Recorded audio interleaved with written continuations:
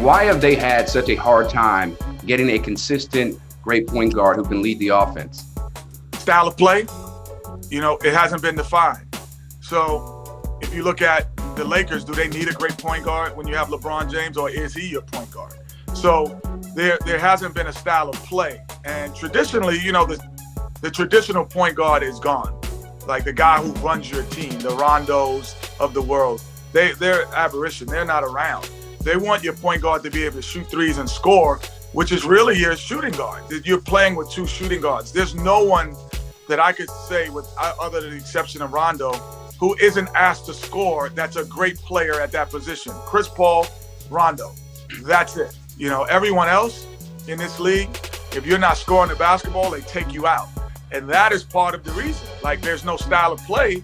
So how do I implement and have a great point guard, have a great player?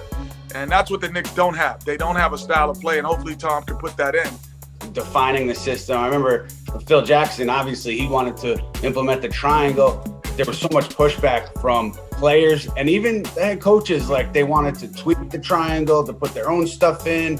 It just became so messy. And they had Derrick Rose, a fantastic talent at the point guard position, but he wasn't running pick and roll at the top. He was running the triangle. The ball was coming out of his hands. So it's just system and fit. To me, that's a great example of it not working out. We'll see if it works out for Tom Thibodeau, Leon Rose, and this group.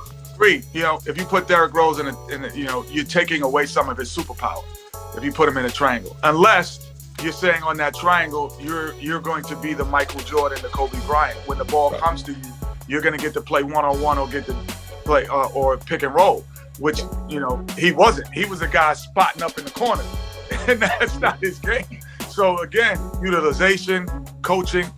I'm gonna be honest, there's no great player, maybe 3 or 4 in the whole history of basketball, who isn't a great player without a great coach.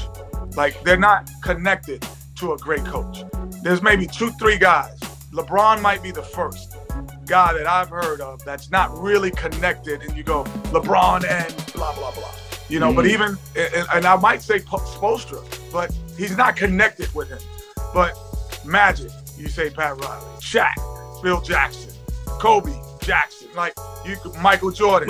Jackson. Maybe we get Phil Jackson a coach. He's connected to so many. You get, you get Red Auerbach for the Knicks. You know what I mean? Like, you go all the way back in the 70s. Like, it's always connected to a great coach. And that is important in New York.